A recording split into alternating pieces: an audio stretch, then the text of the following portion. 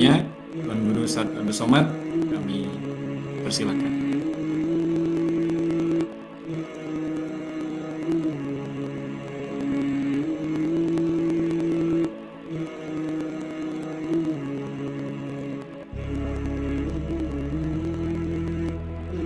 Bapak, Ibu, Abang, Kakak, Adik, sahabat jamaah dimanapun berada, dalam keadaan istiqamah iman dan Islam, sehat zahir dan batin, selalu dalam rahmat Allah Subhanahu wa ta'ala. Allahumma faqihna fid din wa 'allimna at-ta'wil warzuqna fahmal mursalin. Allahumma aftah lana futuhal arifin. Allahumma la sahla illa ma ja'altahu sahla wa anta taj'alul hazana idza syi'ta sahla. Tema kita malam hari ini adalah apa, Hem?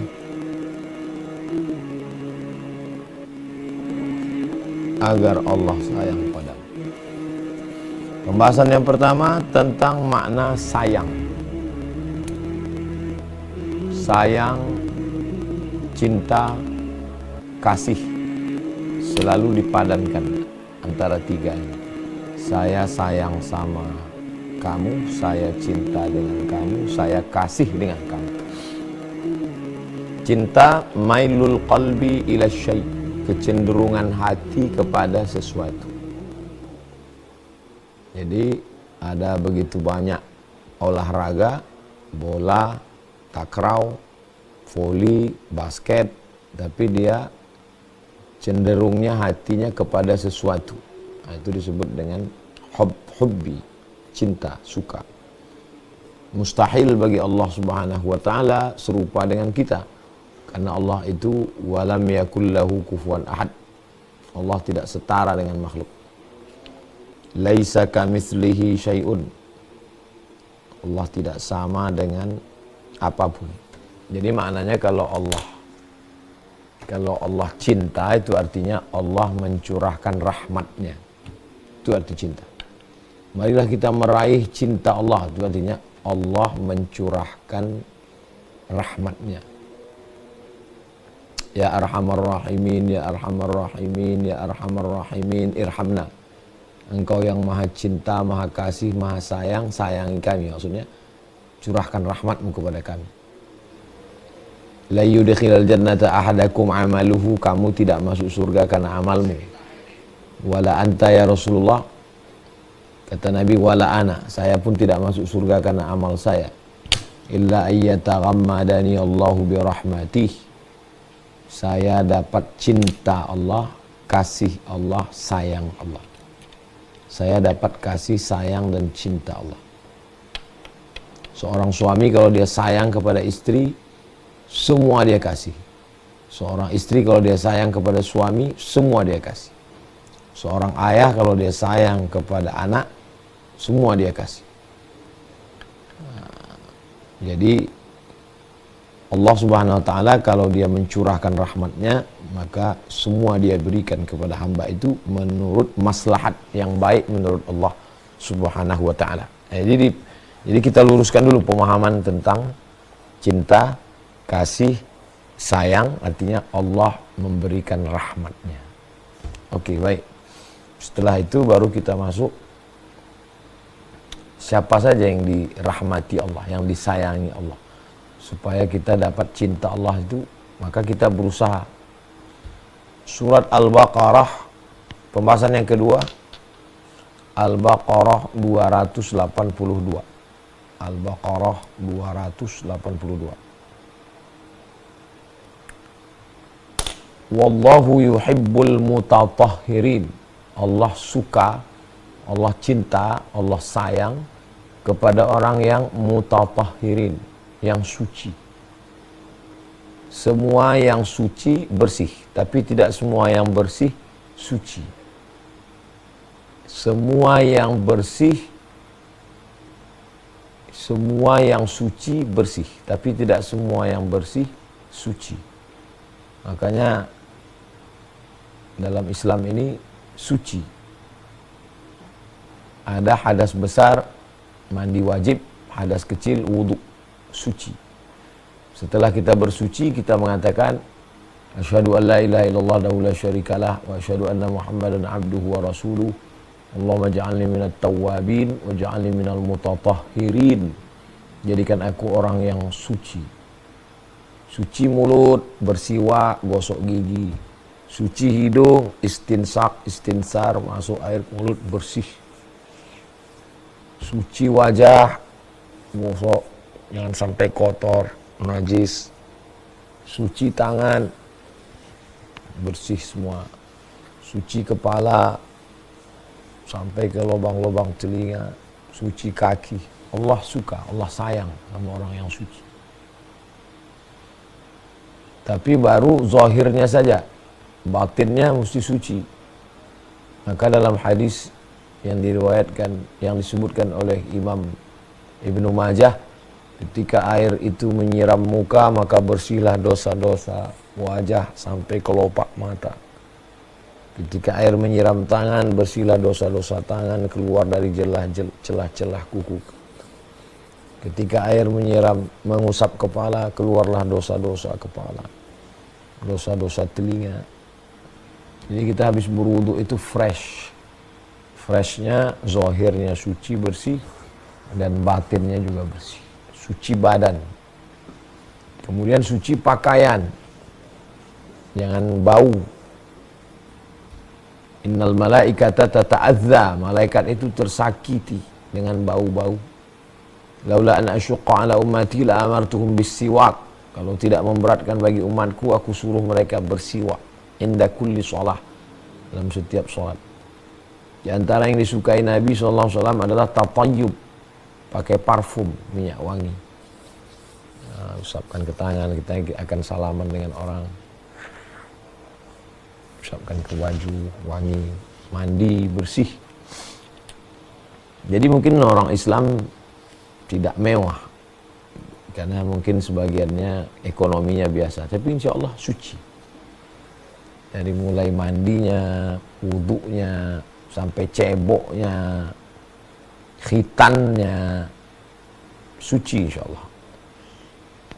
Nah, dan diantara sebab orang mu'allab masuk Islam, salah satunya yaitu karena melihat orang Islam suci, bersih.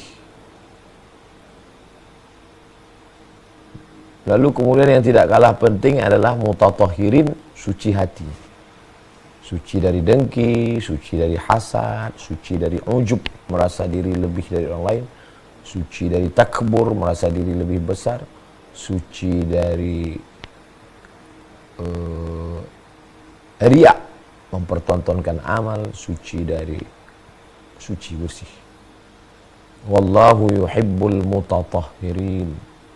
Allah suci. Allah suka kepada orang yang suci. Maka sucikan diri dengan mandi, taubat, sholat sunat taubat, bersolawat, berzikir, suci. Wallahu yuhibbul mutatahhirin. Allah suka kepada orang suci. Baik, berikutnya yang kedua. Yang pertama makna hub, cinta, kasih, sayang adalah Allah mencurahkan rahmat. Siapa saja yang diberikan Allah rahmat itu orang yang suci. Dua,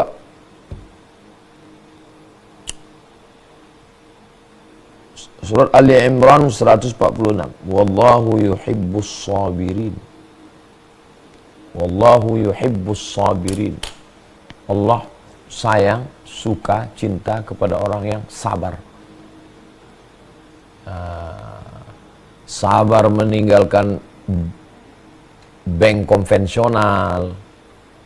Sabar tingkat tinggi adalah sabar dalam ketaatan. Sabar segera ke masjid, sholat berjamaah. Sabar mengeluarkan zakat, infak, wakaf, sedekah. Sabar melaksanakan haji dan umroh. Sabar melaksanakan puasa. Ini sabar. Sabar yang kedua adalah sabar menahan diri dari maksiat. Sabar tidak berzina. Sabar tidak korupsi. Baru level yang paling bawah adalah sabar ketika ditimpa musibah. Sabar ketika bangkrut, sabar ketika kecurian, sabar, na'udzubillah. Sabar ketika sakit, sabar ketika, nah ini semua adalah karena setelah suci tadi dan dalam proses mensucikan itu penuh dengan rintangan perjuangan, maka diperlukan kesabaran. Wallahu yuhibbus sabirin. Allah suka kepada orang yang sabar. Sabar itu sendiri dari kata sobar. Sobar artinya kaktus. Kaktus itu kalau kita sedang haus di gurun pasir, nggak ada air minum, nggak ada oase, nggak ada apa lagi. Kaktus itu kalau diperas airnya pahit. Siapa yang punya pohon kaktus di rumah, itu kalau di air dikit aja kita kena pahit. Tapi karena kita haus mau gimana lagi, diminumlah air kaktus. Kalau di Mesir musim panas buah kaktus itu dijual. Orang Mesir menyebutnya halawiyatin. Halawiyatin, jual buah kaktus. Kayak kates, tapi yang kates kurang manis. Dan di dalamnya ada biji-bijinya. Nggak enak sebetulnya, tapi karena nggak ada makanan lain, udah terbiasa jadi enak juga. Jadi sabar itu nggak enak, sabar itu pahit. Tapi karena kita perlu, ya mau nggak mau ya sabar. Mau gimana lagi Pak Ustadz? Ya udahlah sabar aja. Sabar. Wallahu yuhibbus sabirin. Allah suka sayang kepada orang yang sabar. Berikutnya adalah yang keempat, Ali Imran 76. Fa innallaha yuhibbul muttaqin. Allah sayang kepada orang yang takwa. Allah sayang kepada orang yang muttaqin. Muttaqin itu dari kata ittaqa yattaqi ittiqa. Takut kena hujan pakai mantel, takut basah pakai payung, takut gula jangan minum teh, takut kolesterol jangan makan kambing, jangan makan jeroan, jangan makan seafood. Saya takut kolesterol Ustadz, tapi makanannya sate kambing, gulai kambing, santan, rendang. Berarti nggak takut. Nah, jadi makna takut itu artinya takut kepada sesuatu, melakukan sesuatu. Takut razia, pakai helm, bayar pajak. Takut kram, pemanasan olahraga. Itu arti takut. Takut melakukan sesuatu dengan melakukan sesuatu. Takut neraka, jangan berzina. Jangan makan haram, jangan berjudi, jangan narkoba. Takut tidak masuk surga, ya sholat, puasa, zakat, haji. Itu ini maksud takut. Bukan takut hantu, takut bukan itu. Maka disebut dengan fa innallaha yuhibbul muttaqin. Allah sayang, Allah suka, Allah cinta kepada orang yang takut akhirat. Di dunia dia taat, takut tidak dapat tempat, lalu dia menjauhi maksiat. Nah, itu pengertian takutnya mesti diluruskan. Berikutnya yang kelima,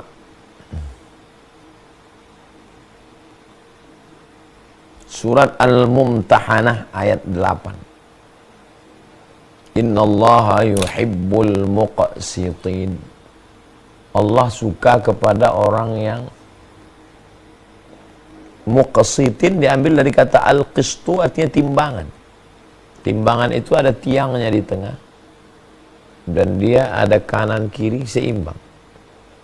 Tidak begini, tidak begini. Seimbang. Itu artinya Allah sayang, suka kepada orang yang adil. Makanya lambang pengadilan itu adalah perempuan yang tertutup matanya, megang timbangan. Artinya dia tidak pandang siapapun, pejabat, orang kaya, TNI, Polri, pengacara, hakim.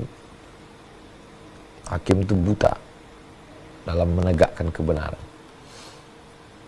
Dan dia memegang timbangan, adil. Innallaha yuhibbul muqsitin.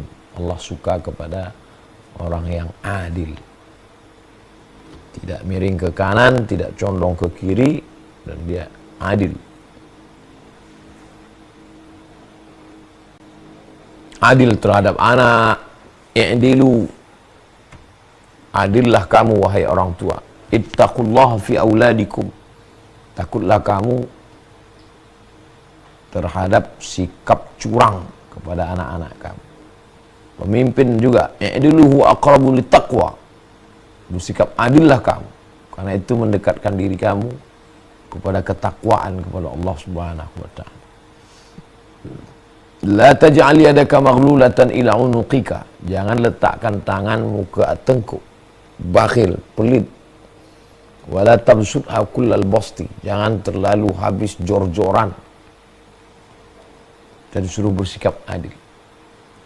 La tajhar bi sholatika. Jangan bersuara terlalu melampau. Wala tukhafit biha. Jangan pula terlalu tidak terdengar.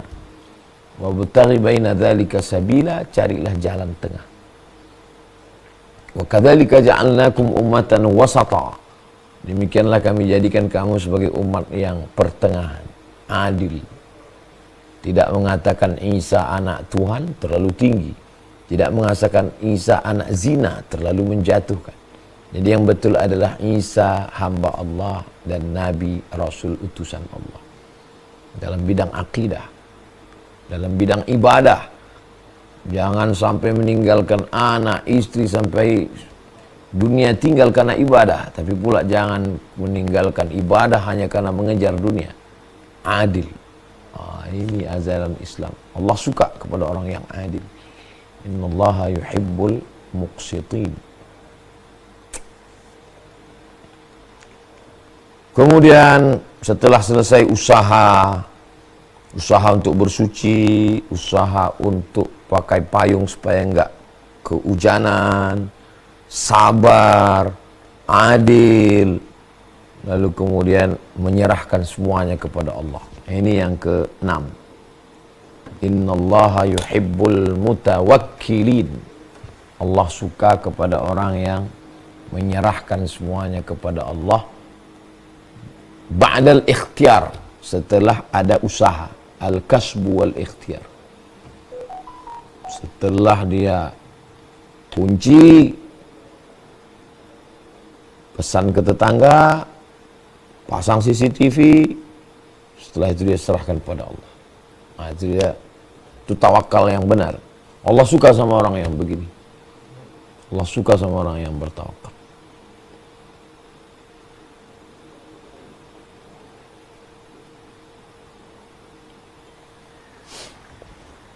Adapun orang yang tidak berusaha lalu mengatakan dia bertawakal, ini kelompok sesat, Jabriyah namanya. Adapun orang yang mengatakan saya bertawakal, saya tidak perlu berusaha karena usaha bertentangan dengan tawakal. Tawakal itu amalan hati. Usaha itu amalan badan. Ngunci motor, kunci stang, kunci rantai, kunci ban, itu amal badan. Tawakal amal hati. Tawakal tidak menafikan amal badan. Jadi kalau ada orang mengatakan kita udah tawakal, jadi kita nggak perlu lagi usaha, nggak paham dia, nggak mengerti ajaran Islam. Tawakal itu amalan hati. Ikhtiar itu amalan badan. Ikhtiar dengan tawakal mesti klop. Setelah dikunci, baru bertawakal. Aqiluha wa atawakal am utliquha wa atawakal. Apakah unta, kuda, keledai ini saya tambatkan dulu baru saya bertawakal, atau saya tawakal saja? Kata Nabi, iqilha, tambatkan, ikatkan. Setelah itu tawakal, bertawakal. Innallaha yuhibbul mutawakkilin. Allah suka, Allah sayang sama orang yang bertawakal.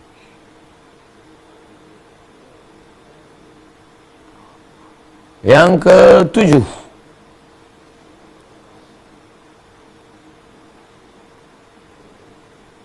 Al-Baqarah 195. Innallaha yuhibbul muhsinin. Ini puncaknya. Anak-anak tangga tadi, ini puncaknya adalah muhsinin. Makanya dalam hadis itu, akhbirni anil ihsan. Iman, Islam, ihsan. Ihsan artinya an ta'budallaha ka'annaka tarah. Engkau sembah Allah seakan-akan engkau melihat Allah. Fa in lam takun tarah, kalau engkau tidak melihat Allah, fa innahu yarak. Allah melihat engkau. Kalau engkau tidak melihat Allah, Allah melihat engkau. Jadi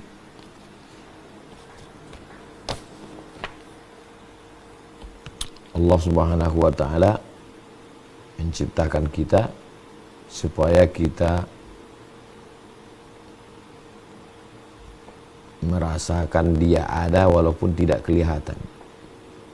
Tapi selalu kalau ada seorang istri sayang kepada suaminya ketika suaminya ada, itu biasa.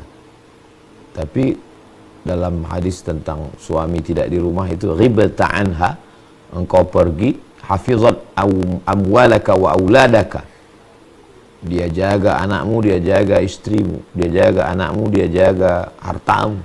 Itu baru the best. Ihsan. Kalau ada orang-orang ateis itu, orang-orang agnostik itu tidak buat jahat karena dia takut hukum. Jadi kalau kebetulan pengacara bisa dia sogok atau tidak ada pengawasan, ya dia melanggar. Tapi kalau orang beriman, dia nggak melihat perangkat, dia tidak melakukan itu karena dia merasa Allah mengawasi dia. Puncaknya muhsinin 9. Puncaknya 7. Innallaha yuhibbul muhsinin. Allah suka kepada orang yang ihsan. Yang ke-8, Surat Al-Ma'idah ayat 54. Surat Al-Ma'idah ayat 54. Yuhibbuhum wa yuhibbunah. Allah mencintai mereka. Allah mencintai mereka. Apa aja sifat mereka? Kok bisa Allah mencintai mereka? Jadi dalam surat Al-Ma'idah 54 ini sifatnya ada 4. Yang pertama, azillatin 'alal mu'minin. Kepada orang beriman dia lembut, dia lunak, dia baik, dia sayang. Yang kedua, a'izzatin 'alal kafirin. Kepada orang kafir dia tegas. Ini yang terjadi sekarang sebaliknya. Kepada Trump dia tegak, kepada Trump dia lembut, baik, sopan. Tapi kepada orang beriman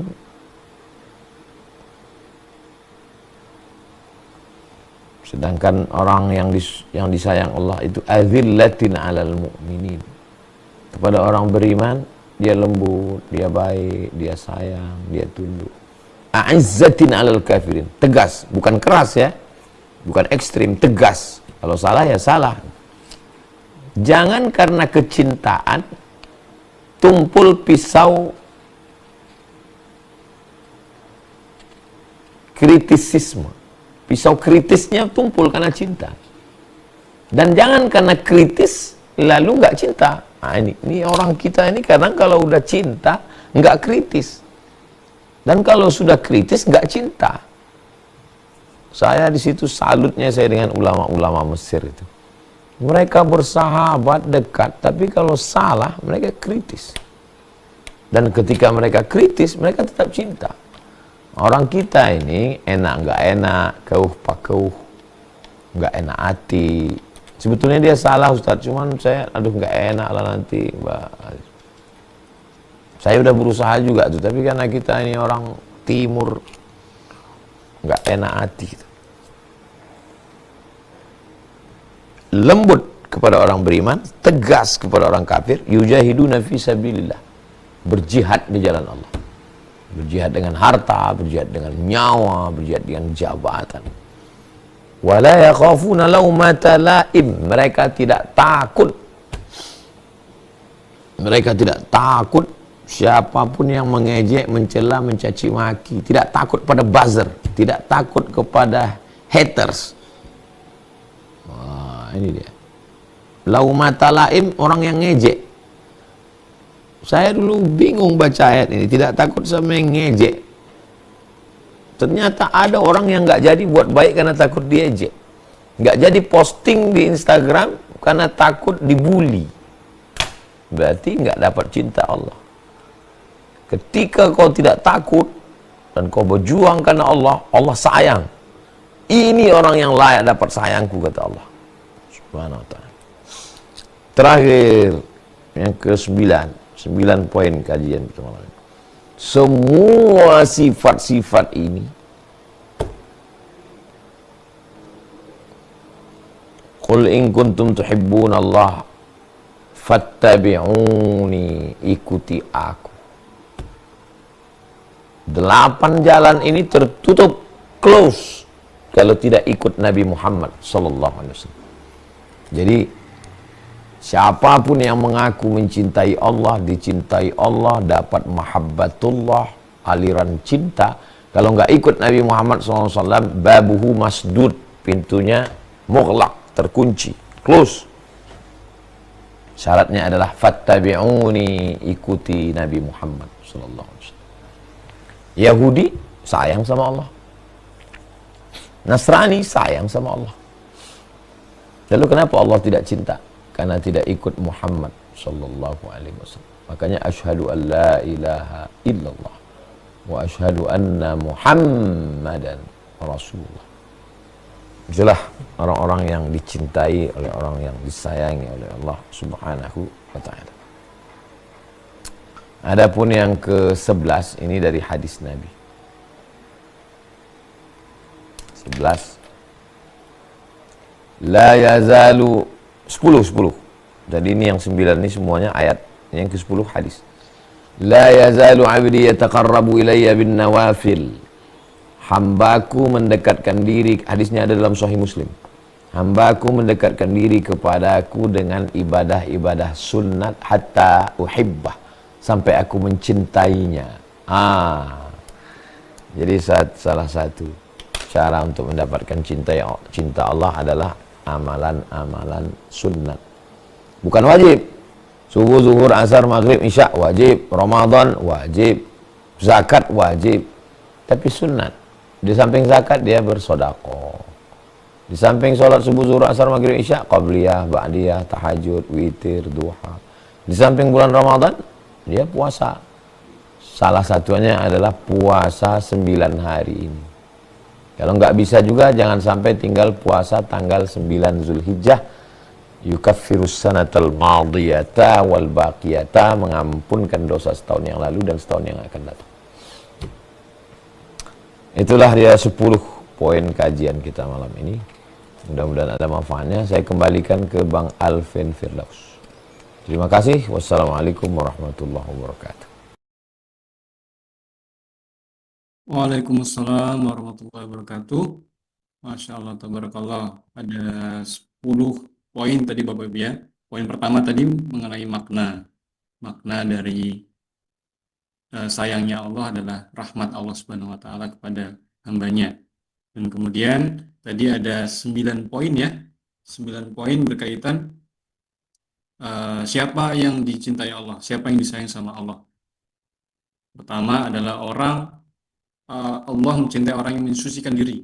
Wallahu yuhibbul mutatahhirin. Orang yang mensucikan diri. Kedua, Allah mencintai orang yang sabar.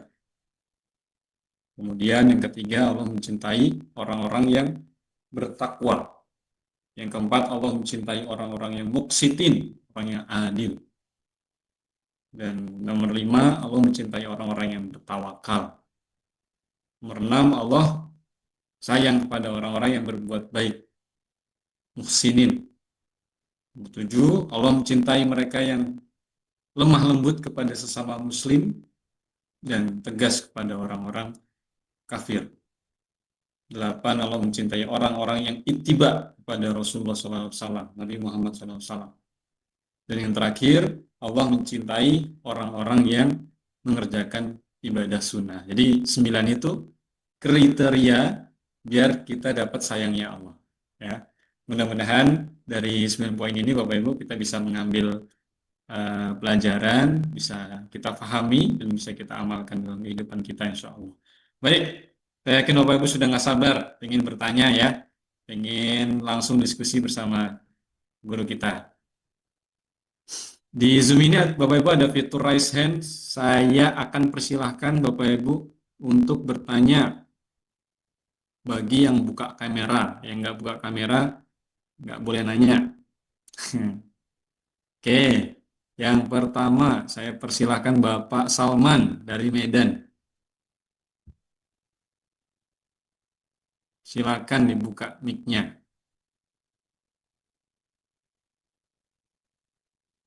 Ada Bapak Salman? Kok hilang? 3, 2, 1. Saya ganti yang lain. Ibu Sri Parastuti dari Jogja, Masya Allah dari Jogja. Samaan kita, saya pas lagi di Wonosari nih. Silakan Ibu.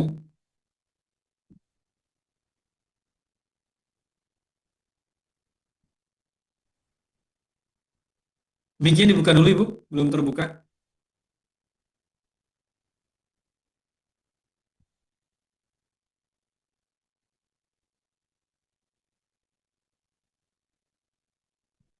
Tap di pojok kiri.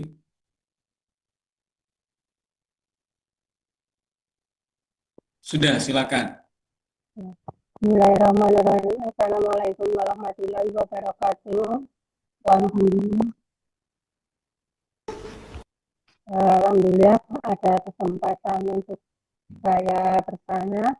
Yang pertama yang ingin saya tanyakan tentang sholat sunnah fajar. Sebagai seorang wanita kan saya sholatnya di rumah Ustaz.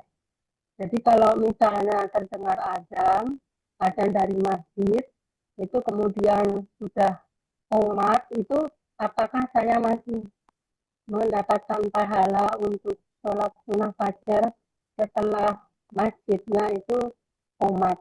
Artinya saya sholat sunnah fajarnya itu setelah masjid umat. Kemudian yang kedua yang saya tanyakan itu tentang ada istilah kalau ridho istri itu terletak pada ridhonya suami. Nah, yang saya tanyakan pada saat suami saya dulu mau meninggal itu tidak sempat katakanlah mengatakan bahwa aku sudah ridho terhadap kamu. Tetapi waktu pamitnya mau meninggal itu cuma bilang aku sudah senang, kamu sudah berangsur-angsur baik gitu saja. Apakah itu sudah bisa disebut sebagai ridho seorang suami kepada saya istrinya gitu Ustaz? Ini saja yang bisa saya tanyakan untuk kesempatan kali ini. Kurang lebihnya mohon maaf. Assalamualaikum warahmatullahi wabarakatuh. Waalaikumsalam warahmatullahi wabarakatuh. Sholat sunat fajar itu adalah qabliyah subuh. Dalilnya ada dalam Sahih Muslim, satu bab khusus, bab sholat sunat fajar. Raka'atul fajri, 2 rakaat sholat sunat fajar, khairum minad dunya wa ma fiha, lebih baik daripada dunia dan seisinya. Dilaksanakan setelah azan subuh, sebelum iqamat kalau kita sholat di masjid. Tapi kalau kita sholat seperti ibu, perempuan, sholat di rumah, maka walaupun di masjid sudah melaksanakan sholat subuh, ibu tetap qobliyah subuh dulu, baru sholat subuh. Dalilnya, ketika Nabi dan sahabat musafir, mereka tertidur sampai bangunnya itu karena cahaya matahari. Tidur di gurun pasir, nggak ada jam, bangunnya karena cahaya matahari. Nabi perintahkan Bilal azan, dan setelah itu mereka tetap qobliyah subuh. Setelah qobliyah subuh, baru sholat subuh. Dan qobliyah subuh ini bisa diqadha, diganti. Misalnya terlambat atau sampai masjid sudah sholat subuh, maka qobliyah subuhnya dilaksanakan setelah sholat subuh. Qadha namanya. Begitulah hebatnya qobliyah subuh. Ini berdasarkan hadis-hadis Nabi Muhammad SAW. Dan ini salah satu juga kaitannya dengan tema kita, sayang Allah. Ya, karena tidak meninggalkan sunat. La yazalu abdi yataqarrabu ilayya bin nawafil. Hambaku mendekatkan diri kepadaku dengan solat-solat sunat. Nah, ibu melaksanakan solat sunat. Jadi ibu tetap laksanakan qobliyah subuh atau solat sunat fajar. Kemudian tentang ridho suami, dalilnya innama huwa jannatuki wa naruki. Sesungguhnya suamimu itu bisa jadi surgamu, bisa jadi nerakamu. Kalau dia ridho, kamu masuk surga. Kalau dia tidak ridho, kamu bisa masuk neraka.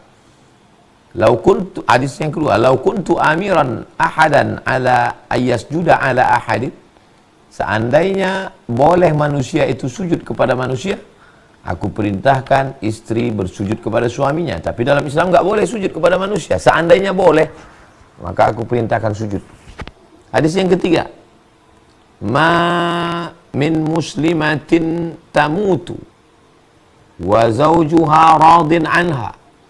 Kalau ada seorang muslimah meninggal dunia dan suaminya dalam keadaan ridha, dakhalatil jannah, atau kama qala Rasulullah SAW, maka dia masuk surga karena ridha suaminya.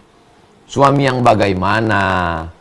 Suami yang takut sama Allah, suami yang mengikut sunnah-sunnah Rasulullah SAW. Jadi bukan suami yang temperamen, memperturutkan hawa nafsu, bukan yang model begitu.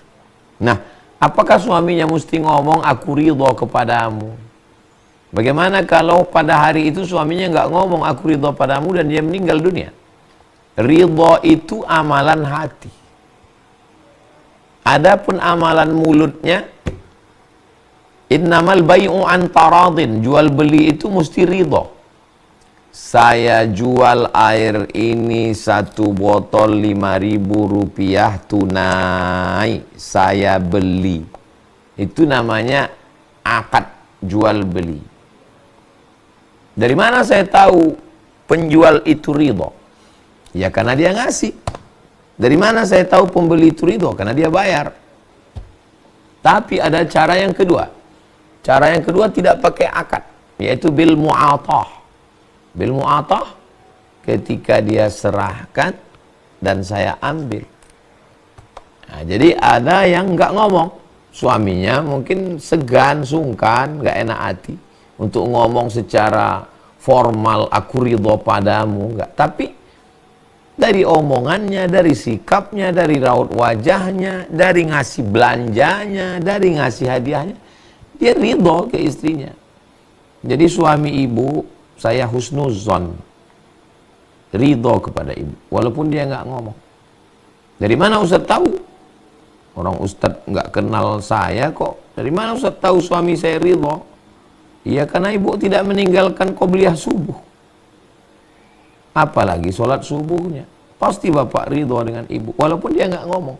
Tapi hatinya insya Allah ridho. Demikian ibu. Wallahu a'lam bishawab.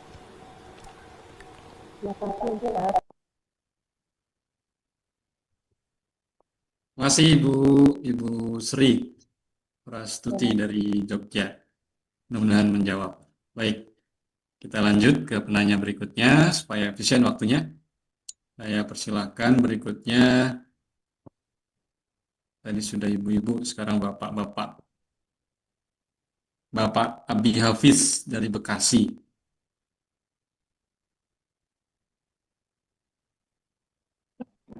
Silakan Bapak. Assalamualaikum warahmatullahi wabarakatuh. Waalaikumsalam. Terima kasih Ustadz. Mohon izin bertanya berkaitan dengan materi bagaimana agar Allah senang kepada kita. Ini kadang-kadang yang saya tanyakan, kita merasa bahwa poin-poin yang dijelaskan tadi kita sudah berusaha menjalankan gitu ya. Artinya memang mungkin walaupun belum semuanya tapi sebagiannya kita sudah jalankan. Tapi kenapa kita merasa di dalam hidup kita itu sepertinya banyak sekali ujian dan cobaan gitu ya. Seolah-olah sepertinya mungkin kita ngerasa Allah ini apakah sayang sama kita gitu, ataukah memang ada hal-hal tertentu yang mungkin kita belum maksimal menjalankannya. Jadi artinya pertanyaannya, bagaimana muncul perasaan seperti itu gitu Ustaz? Seolah-olah kita udah menjalankan apa yang diperintahkan, apa poin-poin tadi, sebagiannya ya, sebagian. Tapi kadang-kadang merasa, oh hidup seperti ini aja ya, seperti kok begini-begini lagi ya, kok menghadapi hal semacam ini lagi ya. Nah begitu Ustaz.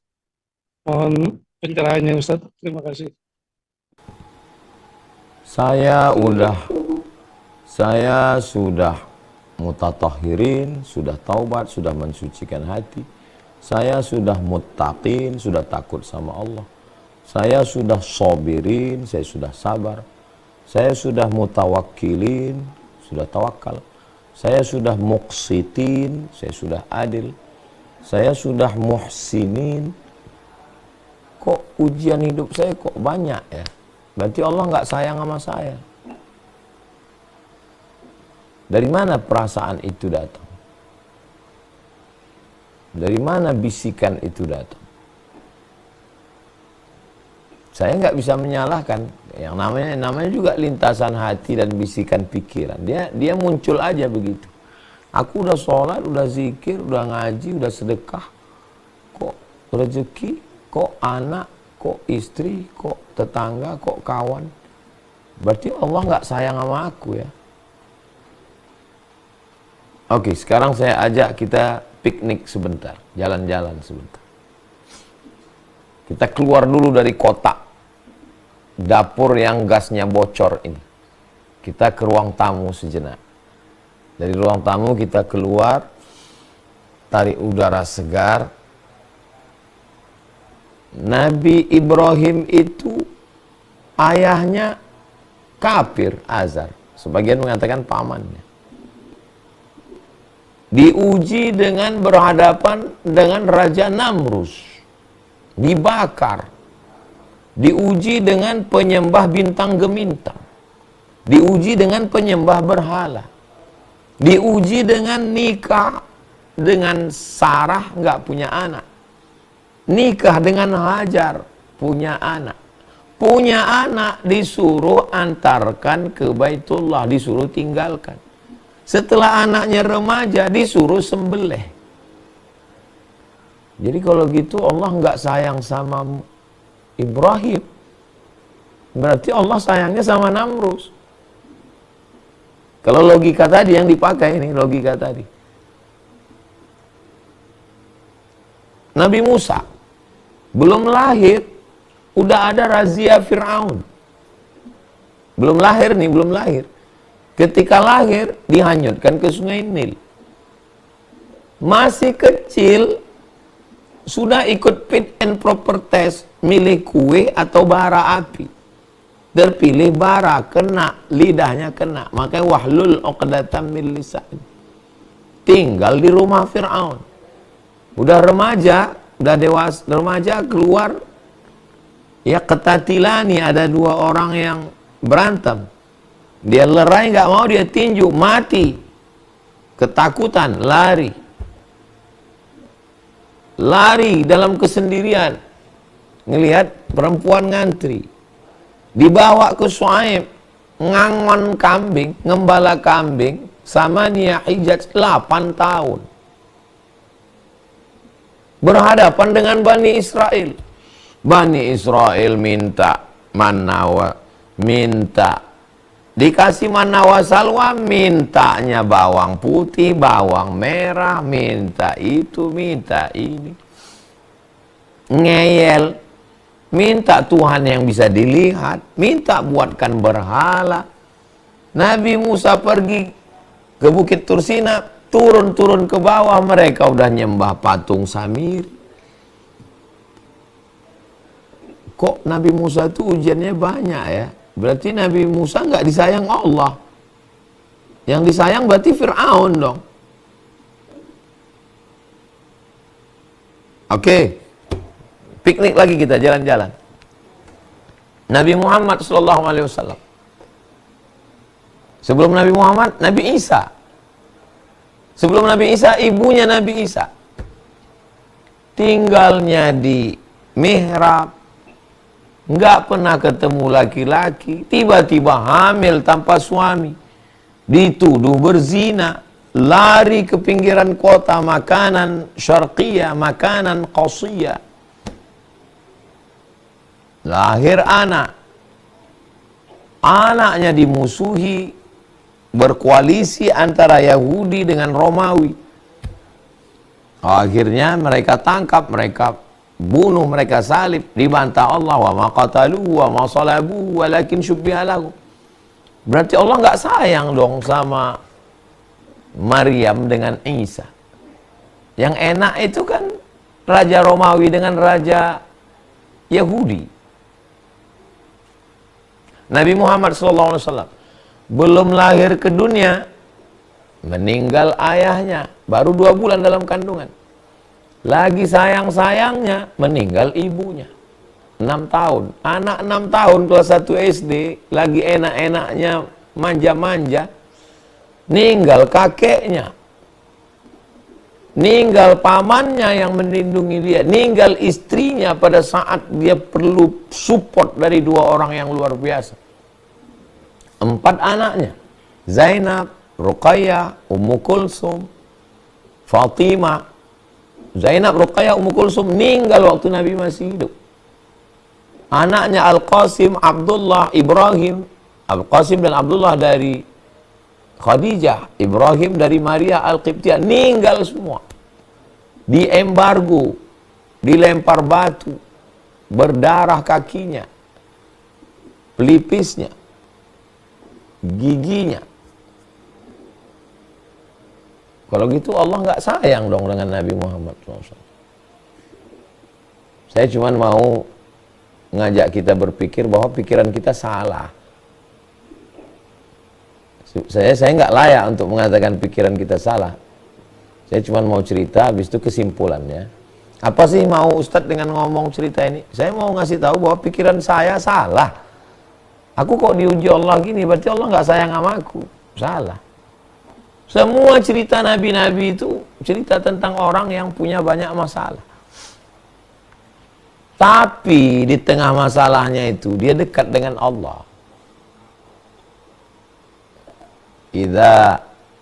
Innallaha idza ahabba qauman ibtalahum. Kalau Allah sayang, Allah uji. Kalau Allah sayang, Allah uji.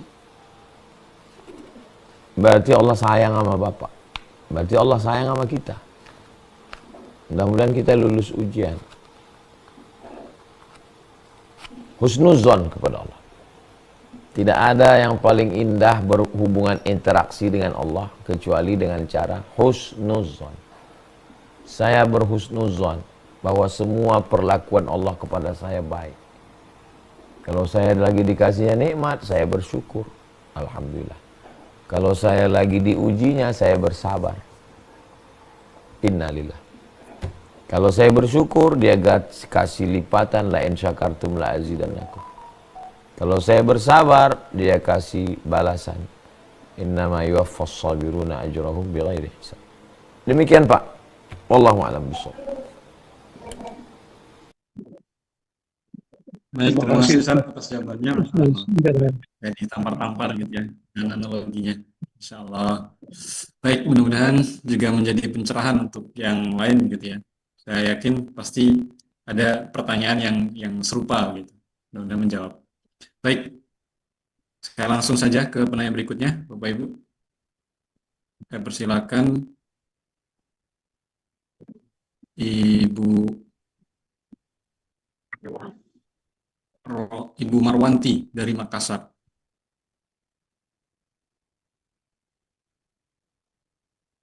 Bismillahirrahmanirrahim. Assalamualaikum warahmatullahi wabarakatuh. Waalaikumsalam warahmatullahi wabarakatuh. Allahumma sholli ala sayyidina Muhammad wa ala ali sayyidina Muhammad. Izin mau bertanya Ustaz, mohon rekomendasinya Ustaz untuk rumah tahfiz untuk setingkat mahasiswa Ustaz, karena insya Allah anak kami sudah mau naik kelas 3 SMA yang di Makassar Ustaz.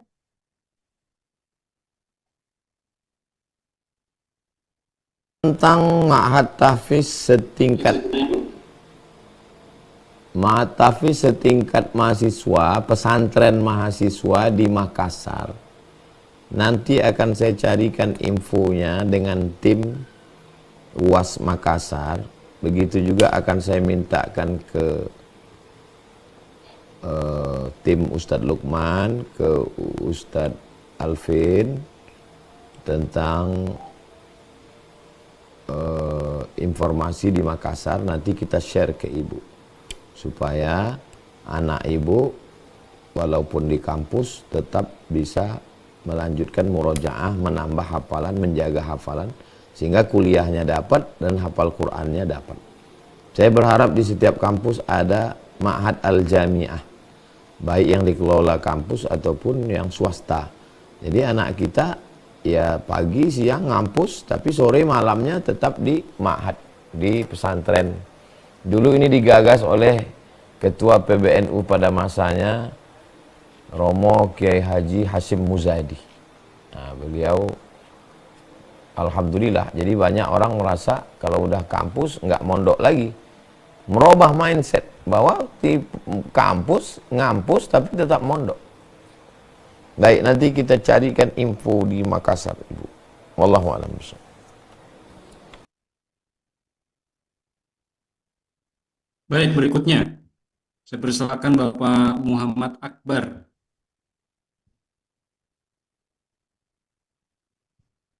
Silakan dibuka Pak mic-nya. Bismillahirrahmanirrahim. Assalamualaikum warahmatullahi wabarakatuh. Ustaz, Waalaikumsalam. alhamdulillah, terima kasih Ustaz kesempatan yang telah diberikan kepada saya. Jadi pertanyaan saya Ustaz yaitu menyangkut dengan materi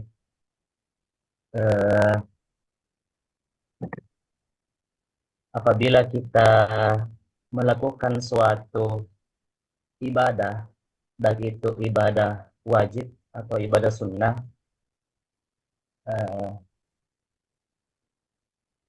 ketika kita selesai melaksanakan ibadah, entah itu sholat sunnah, lepas sholat, ada orang yang bertanya, Ustaz, ada orang yang bertanya, kamu baru saja mengerjakan apa? Terus kami ini mengatakan, saya baru saja melaksanakan sholat tahajud. Apakah itu bentuk dari ria Ustaz atau bagaimana?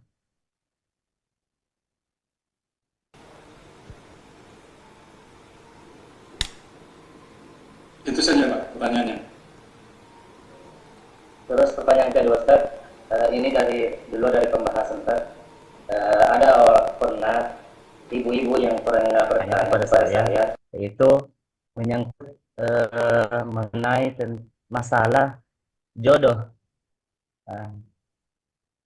Ibu ini bertanya, apakah orang yang menikah lebih dari 1, 2, dan 3 sampai ke 4, apakah yang dimaksud dengan jodohnya di situ yang mana, Ustaz? Istri yang pertama, ataukah yang kedua, atau yang ketiga, atau yang keempat? Terima kasih, Ustaz. Itu saja.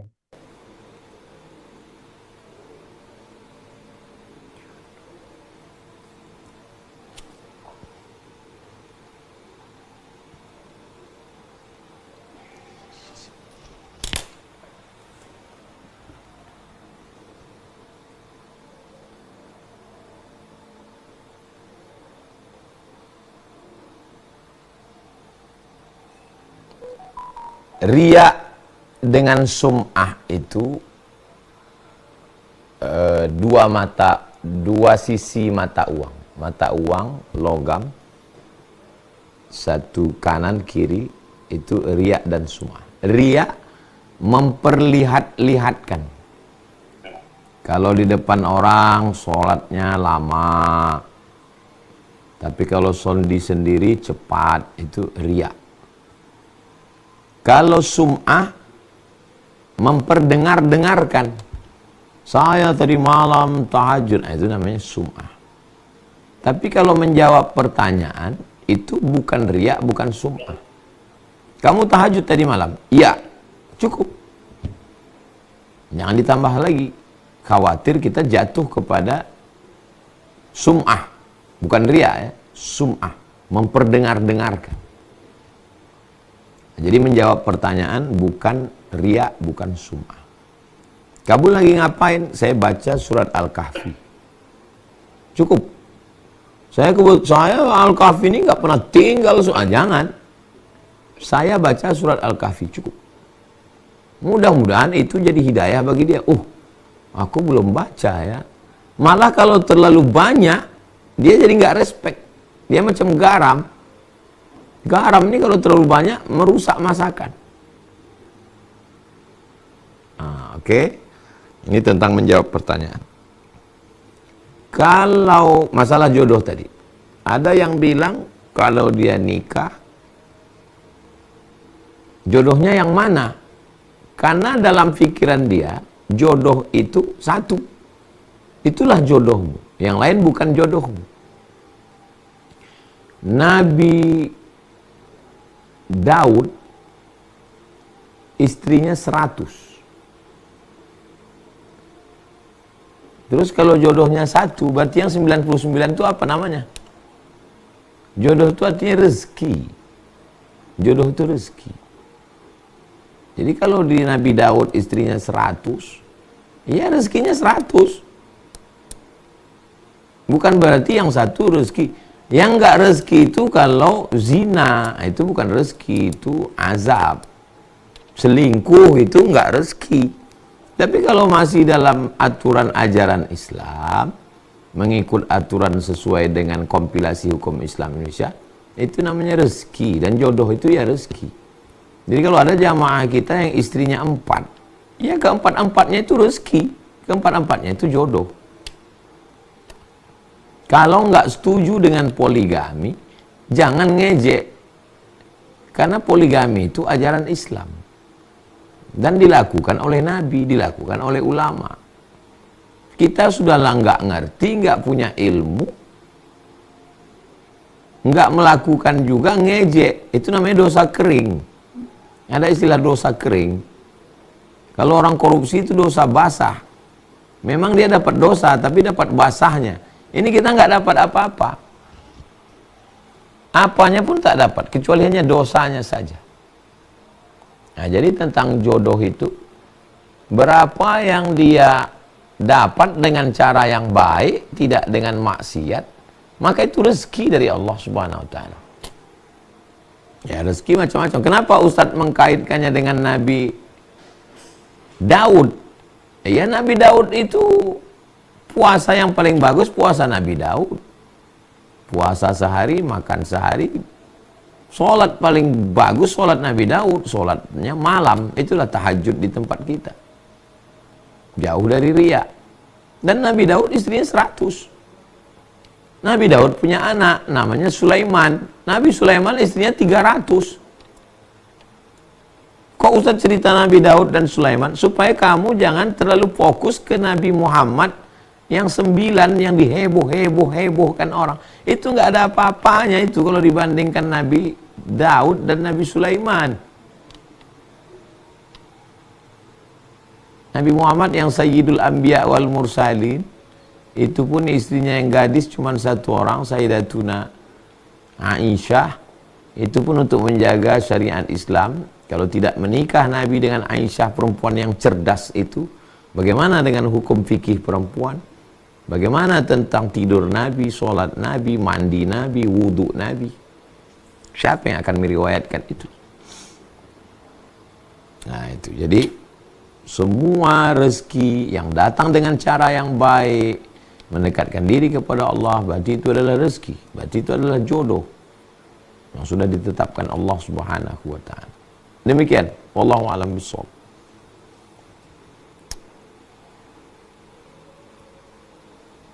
Baik, terakhir ya.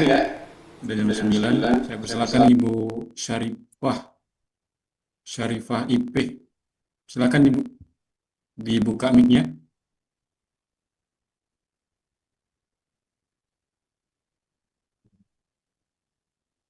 Ya, silakan dibuka. Assalamualaikum warahmatullahi wabarakatuh, Ustaz. Mohon izin Ustaz bertanya. Saya ingin bertanya ini berkaitan dengan rekomendasi Ibu tadi. Kebetulan saya punya keponakan Ustaz di Jakarta.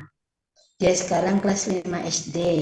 Dia belajar tahfiz dan emaknya sekarang lagi bingung nih mau cari pondok pesantren, sebenarnya pengen ke tempat Ustadz tapi kejauhan, katanya ke Riau. Kalau untuk wilayah Jakarta Ustadz mohon rekomendasinya, karena persiapannya sekarang dari kelas 5, insya Allah kelas 6 setelah itu dia dipondokkan. Nah, pengennya dia bisa jadi penghafal Al-Quran dengan sanad yang jelas lah seperti ini tempat Ustadz. Kemudian yang kedua Ustadz, pertanyaannya, ketika kita berimam dan imam mengucapkan waladhdallin, di situ kan biasa rebutan tuh antara imam dengan makmum menyebutkan amin. Yang sebaiknya itu kita jedah dulu apa kita bersama-sama aminnya bersama imam? Karena kebanyakan dari masyarakat kita itu tidak jedah gitu kan, jadi bersamaan. Jadi mohon penjelasannya Ustaz. Terima kasih. Assalamualaikum warahmatullahi wabarakatuh. Assalamualaikum. Idza ammanal imamu fa'amminu. Kalau imammu mengatakan amin, maka ikutlah kamu. Jadi jangan kita mendahului imam. Ghairil maghdubi alaihim waladdallin. Tunggu imam. Ketika imam mengatakan baru kita ikut. Amin. Jangan mendahului imam. Jangan lebih cepat dari imam. Idza ammanal imamu, kalau imammu mengucapkan amin, imamnya dulu. Fa aminu, maka ikutlah kamu dengan imam kamu. Tentang pondok di Jabodetabek, Jakarta, Depok, Bogor, Bekasi, saya mendaftarkan keponakan saya, anak adik kandung saya, di Sulaimaniyah Bogor. Kenapa saya tertarik? Saya datang ke sana. Pertama saya lihat tempat tidurnya bersih dan dikasih tahu nggak boleh pakai bantal guling. Sampai guling pun diatur. Yang kedua, toiletnya pisah dengan kamar mandi. Betul-betul ikut sunnah Nabi. Nggak boleh WC nyatu dengan tempat mandi. WC lain, mandi lain. Yang ketiga, waktu kami makan, Ustadz silakan makan, ini kambingnya disembelih oleh ustadznya. Mereka tidak beli ke pasar karena khawatir yang motong siapa. Karena makanan berpengaruh pada hafalan. Lama saya tertegun. Yang keempat, arsitektur bangunannya rapi, cantik, bersih. Dari mulai karpetnya, kamarnya, suka saya. Yang kelima, mereka punya metodologi, tariqah, cara. Jadi bukan asal ngapal-ngapal aja, enggak, ada caranya. Tahsinnya setahun. Tahsin dulu setahun, sudah betul hafalannya, baru ngafal. Sudah betul bacaannya, baru ngafal. Banyak orang yang ngafal, bacaannya kacau, sehingga memperbaiki bacaan payah. Yang ketujuh, bahwa ini adalah salah satu mukjizat Al-Quran. Karena ketika itu Mustafa Kemal Atatürk sudah menutup semua ma'had. Masjid ditutup jadi museum. Ulama digantung, dibunuh. Yang berani azan pakai bahasa Arab gantung. Tapi lahir seorang ulama besar namanya Syekh Sulaiman Tanuhan. Syekh Sulaiman inilah yang mengembangkan tahfiz ini, maka disebut dengan Sulaimaniyah. Dan pondok tahfiz terbanyak di dunia sekarang. Dari mulai benua Amerika, Eropa, Afrika, Asia, Australia adalah Sulaimaniyah. Saya bukan menyepelekan yang lain, karena itulah yang saya tahu. Saya mau ambil metodenya, saya mau ambil. Dan mereka tidak hanya ngapal, tapi juga baca kitab. Nah, jadi ngapalnya dapat, baca kitabnya juga dapat. Ibu tanya juga ke ustadz-ustadz yang lain, mungkin mereka punya rekom.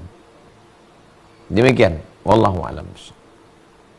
Terima kasih Ustaz atas pencerahannya. Assalamualaikum. Waalaikumsalam warahmatullahi wabarakatuh. Baik, terima kasih Bapak Ibu semuanya, Bunda semuanya. Sudah jam 9, tidak terasa, Masya Allah. Banyak sekali pelajaran hikmah yang bisa kita ambil pada malam hari ini berkaitan dengan bagaimana sayangnya Allah kepada kita.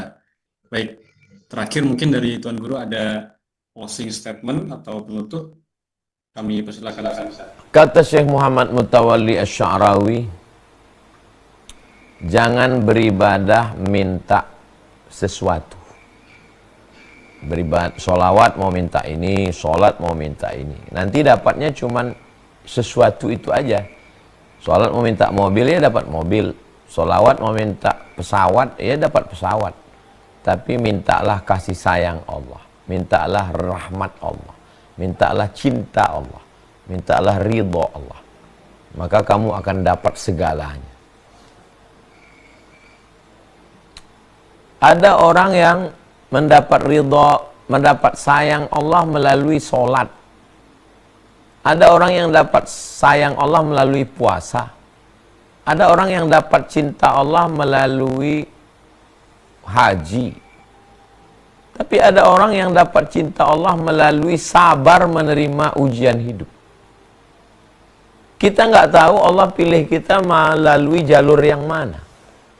Masuk kampus ini ada jalur prestasi, ada jalur ordal, ada jalur beli kursi. Kita nggak tahu Allah mau balas cinta kita nih mau pakai jalur mana. Jalur sholat, jalur puasa sunat, jalur haji umrah, jalur infak zakat wakaf sodaqah. Bisa jadi lewat jalur sabar. Aku mau cintamu berbalas dengan jalur sabar. Itulah cintanya Ayub, cintanya Musa, cintanya Isa, cintanya Ibrahim, cintanya Sayyidina wa Maulana Muhammad SAW. Mereka ulul azmi. 5 ulul azmi itu jalur sabar. Berat memang. Makanya pertanyaan Bapak tadi, kok gini-gini aja ya Pak Ustadz? Kok berat kali ya? Mungkin Bapak mau dikasih Allah lewat jalur sabar. Intinya adalah bagaimana kita dapat cinta Allah, sayang Allah, kasih Allah, ridha Allah. Allah mencurahkan rahmatnya untuk kita semua. Ya Arhamar Rahimin, Engkau yang maha kasih dan sayang. Ya Arhamar Rahimin, Engkau maha kasih dan sayang. Ya Arhamar Rahimin, irhamna, sayangi kami. Waj'alna minas sabirin, jadikan kami orang yang sabar ketika menerima ujian. Waj'alna minal mutahabbin, jadikan kami orang yang berkasih sayang. Allahumma qsim lana min khasyatika ma yahulu bainana wa baina ma'asik.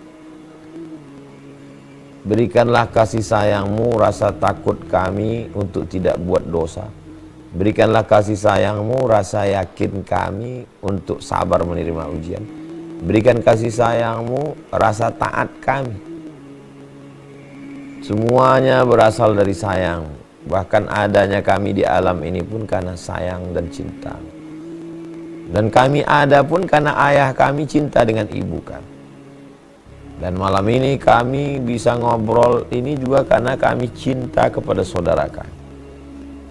Jadikanlah kami orang-orang yang berkasih sayang karena percikan sayang-Mu ke hati kami, ya Allah. Kami sayang ke anak-anak kami sayang ke istri, sayang istri ke suami, karena Engkau tanamkan rasa sayang di hati kami. Allahumma arhamna, Rabbana ighfir lana dzunubana wa liwalidayna warhamhuma kama rabbayana shaghira. Wa sallallahu ala sayyidina Muhammad wa ala alihi wasallam. Walhamdulillahirabbil alamin. Terima kasih segala perhatian, mohon maaf segala kesilapan dan kekhilafan. Mohon maaf kata-kata tidak berkenan di hati. Kita tidak berpisah karena kita selalu bersama dalam doa. Doakan saya supaya selalu dalam kasih sayang Allah SWT. Terima kasih Bang Alvin Firdaus, seluruh tim Pontianak, tim Riau, Bapak Ibu, Abang Kakak Adik, sahabat. Assalamualaikum warahmatullahi wabarakatuh.